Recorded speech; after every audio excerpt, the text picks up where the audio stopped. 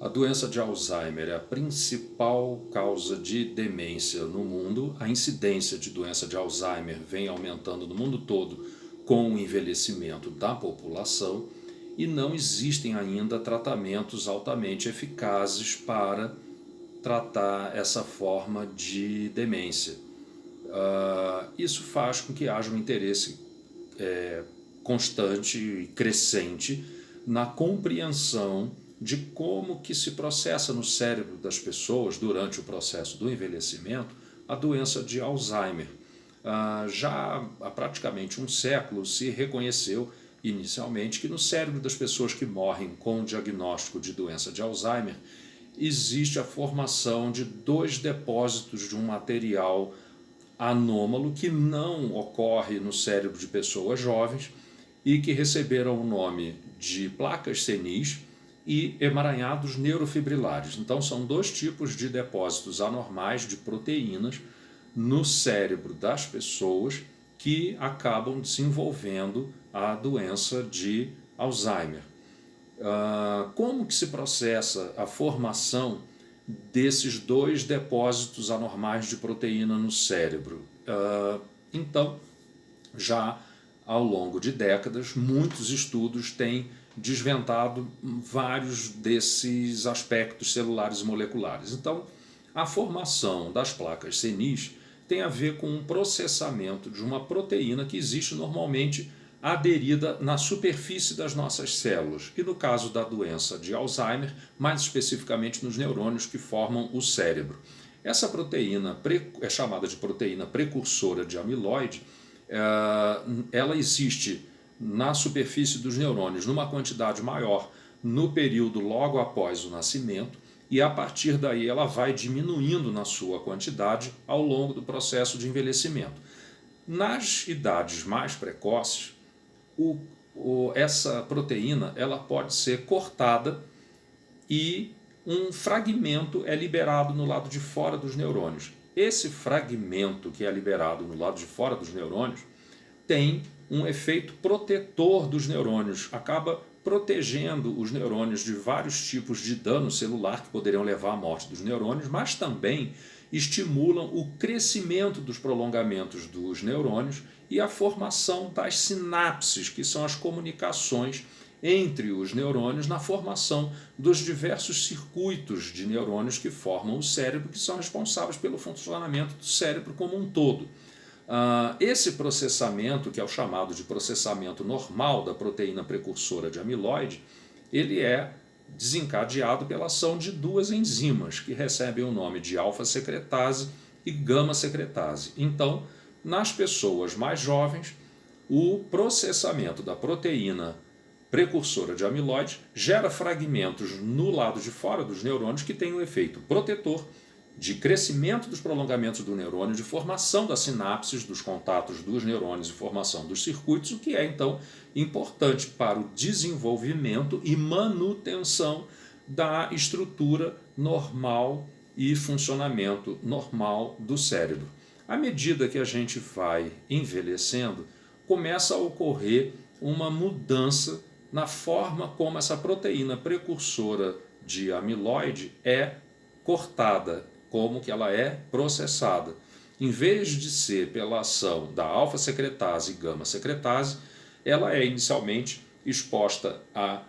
beta-secretase e depois a gama-secretase. Então, em vez de alfa e gama, ela sofre o efeito de duas enzimas que são a beta e a gama-secretase. Com isso se gera um fragmento que é diferente desse fragmento que se forma em idades mais precoces e que tem um efeito neuroprotetor. Esse fragmento que é formado pelo processamento das enzimas beta-secretase e gama-secretase, ele tem um efeito tóxico para os neurônios e ele contribui para o mau funcionamento dos neurônios, diminui a chance do neurônio sobreviver e, ao mesmo tempo, determina o encurtamento dos prolongamentos e a regressão das sinapses, dos contatos entre os neurônios na formação desses circuitos neuronais que são responsáveis pelo funcionamento normal de todo o cérebro. Esse tipo de proteína, de fragmento de proteína precursora de amiloide acaba recebendo o nome de proteína beta-amiloide e que formam então agregados, grumos no lado de fora dos neurônios e esses grumos, esses agregados é que recebem o nome de placas senis, que são uma das características estruturais microscópicas do cérebro nas pessoas com doença de Alzheimer.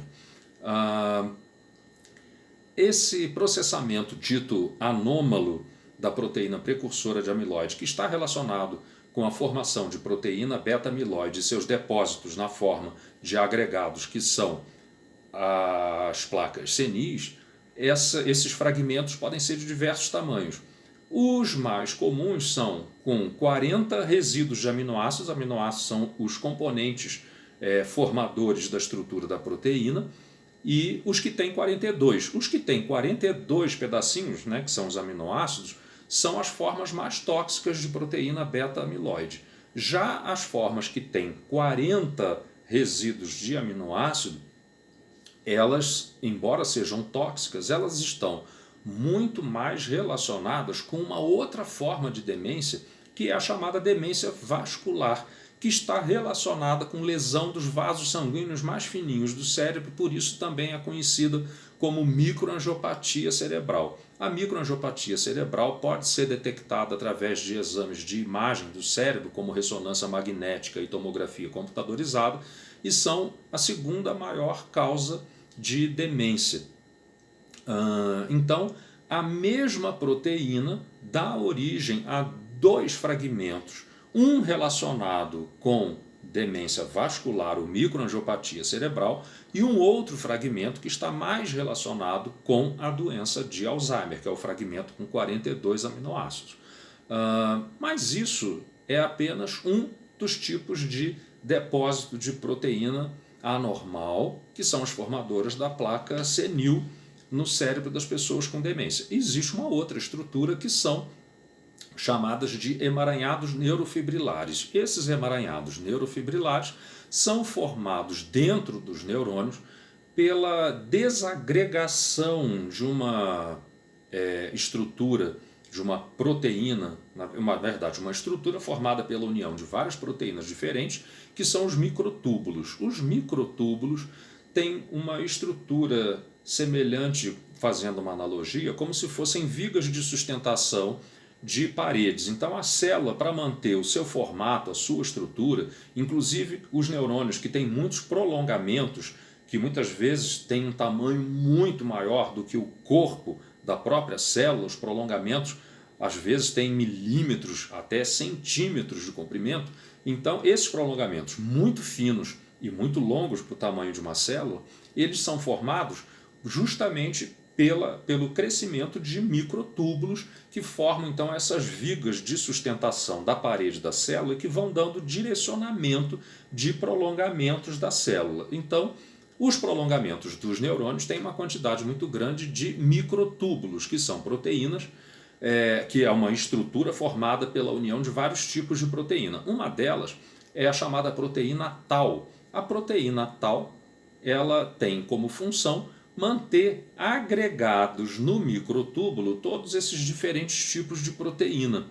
E no processo de envelhecimento na doença de Alzheimer, uma coisa que acontece é que a proteína tau vai sofrendo uma série de reações onde vão sendo adicionados grupamentos fosfato na estrutura dessa proteína. Com isso, ela se desgruda desse complexo de proteínas que ela ajuda a estabilizar, que são os microtúbulos, e aí então se destrói essa estrutura dos microtúbulos, então os prolongamentos dos neurônios começam a regredir, começam a encolher, as próprias sinapses, que são as comunicações de um neurônio com o outro, formadoras dos circuitos neurais necessários para o funcionamento de todo o cérebro, também vão recuando, vão regredindo, e isso leva à morte dos neurônios. Então,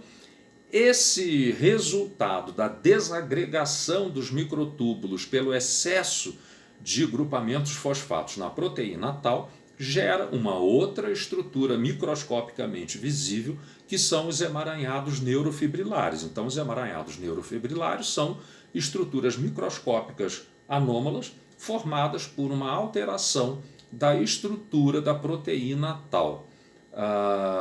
Ao contrário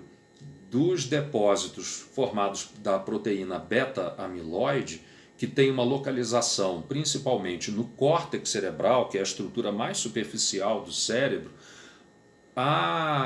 os emaranhados neurofibrilares da proteína tal, eles se localizam inicialmente com maior frequência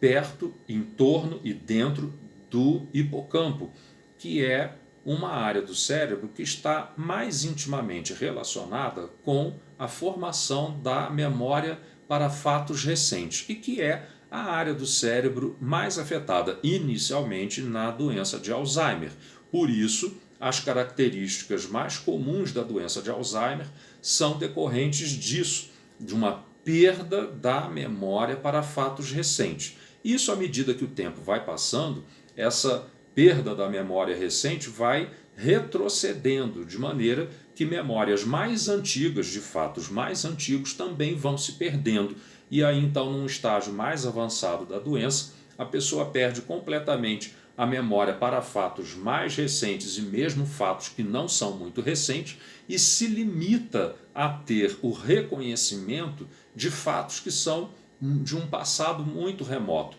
Então, muitas vezes, a pessoa acaba tendo um comportamento como se ela estivesse num estágio do desenvolvimento e da vida lá na infância ou na adolescência. Não reconhece mais as pessoas ou, às vezes, identifica nela própria uma característica semelhante fisicamente, por exemplo, com a sua mãe ou com o seu pai. Então, a pessoa se olha no espelho e acredita que está vendo o próprio pai ou a própria mãe na sua imagem especular. Bom, mas à medida que a doença de Alzheimer vai evoluindo, todo o cérebro vai sendo afetado. Então não é mais só o hipocampo, uma área relacionada com memória recente. Todo o cérebro vai sofrendo perda de neurônios, eles vão morrendo progressivamente, eles não são substituídos por novos neurônios, e isso vai gerando uma série de déficits funcionais de toda a parte cognitiva. Então, não mais apenas a memória recente, mas a memória de fatos mais antigos, o raciocínio, o controle das emoções, o juízo crítico, o controle do humor, e aí então tudo isso vai sendo comprometido nos estágios mais avançados da doença. Os tratamentos atualmente disponíveis, eles tentam compensar uma deficiência de um neurotransmissor, principalmente no hipocampo, a área mais afetada pela perda de memória recente. Esses medicamentos eles podem ser eficazes apenas em 20% dos pacientes e por um período limitado, já que eles não interferem em todo esse processo celular que leva à morte dos neurônios. Então, esses tratamentos têm como objetivo aumentar a atividade, a função de neurônios remanescentes que ainda não morreram nessa estrutura do cérebro que está relacionada com a memória recente, mas à medida que a doença vai evoluindo, mais e mais neurônios vão desaparecendo e o medicamento então acaba perdendo seu efeito depois de algum tempo.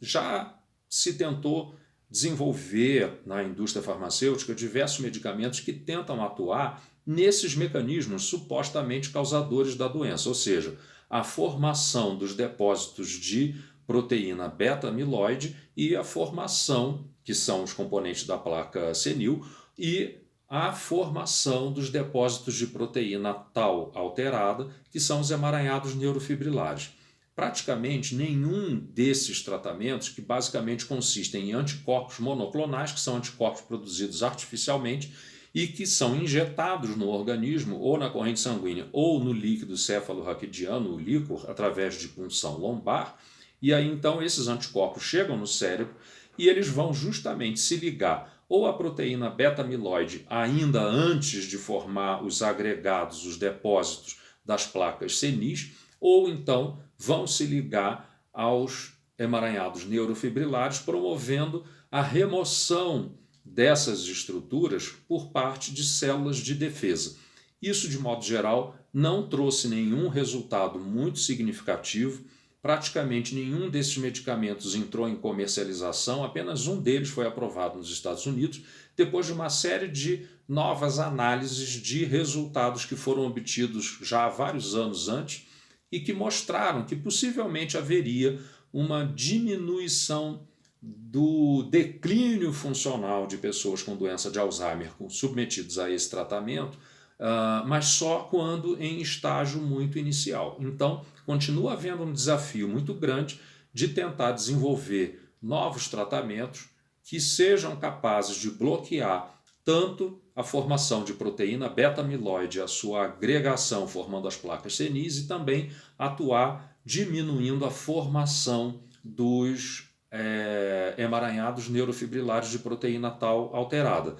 Não existe ainda um conjunto de medicamentos que atuem satisfatoriamente nesses processos e que tenha resultado clínico evidente. Várias pesquisas de laboratório mostram que determinadas substâncias naturais têm a capacidade de interferir nesse processamento dessas proteínas que estão relacionados com essas duas características principais da doença de Alzheimer. Mas esses produtos não foram testados clinicamente em pessoas com doença de Alzheimer ou antes da doença de Alzheimer se manifestar, para saber se eles teriam de fato algum efeito, tanto de prevenir o aparecimento da doença ou de retardar a evolução da doença nas pessoas que já estão apresentando manifestações.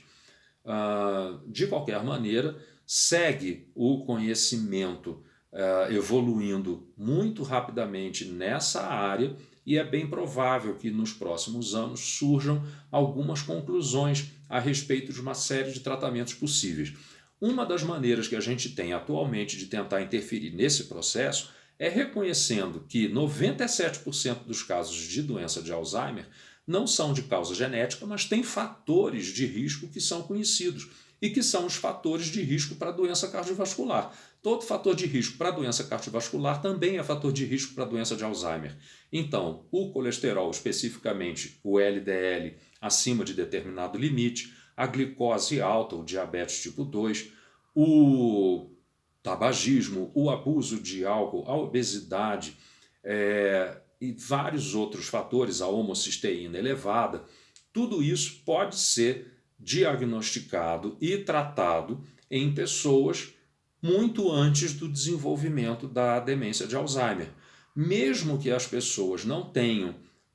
um fator de risco cardiovascular muito elevado, é interessante ter mais atenção com esses fatores de risco, pensando não só no risco de doença cardiovascular, os desfechos graves mais importantes são infarto e AVC, porque esses fatores de risco também podem contribuir para o desenvolvimento de demência de Alzheimer. E alguns valores desses exames laboratoriais, desses parâmetros, podem ser bem diferentes naquilo que diz respeito ao risco de infarto e AVC e o risco de doença de Alzheimer, por exemplo. Então, para pessoas de baixo risco de doença cardiovascular, ou seja, pessoas que têm poucos fatores de risco para infarto e AVC, então não são fumantes, não são obesos, não são diabéticos, não são hipertensos, é aceitável que tenham um colesterol ruim, o LDL, em torno de 130, isso para critérios que são usados pelas sociedades científicas nos Estados Unidos. Na Europa se considera aceitável até 115, um valor mais baixo de colesterol ruim, para quem tem risco baixo de infarto e AVC.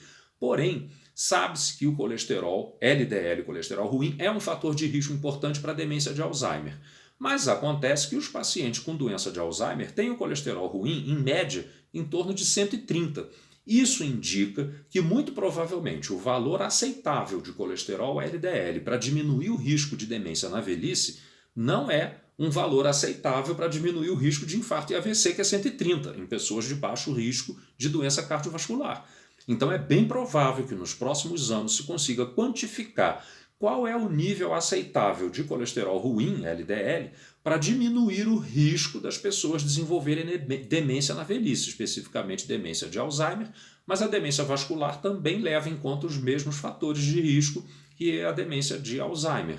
Então, a partir daí vai ser possível interferir de modo a tratar, seja através de mudança de hábito alimentar, mudança de hábito de vida ou uso de medicamentos, o colesterol ruim, LDL, para diminuir o risco de demência de Alzheimer, assim como a atuação em vários outros fatores, como o controle mais adequado da glicose. É bem provável que se confirme que alguns medicamentos usados para o tratamento da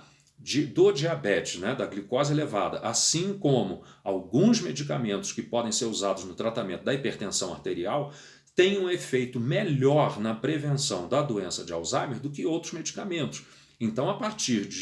do reconhecimento, por exemplo, de uma história familiar de doença de Alzheimer, talvez seja possível escolher determinados remédios para o tratamento do paciente diabético ou do paciente hipertenso, com determinados medicamentos para diminuir, então, também o risco de doença de Alzheimer. Para aqueles que tiveram interesse em acompanhar até aqui, muito obrigado.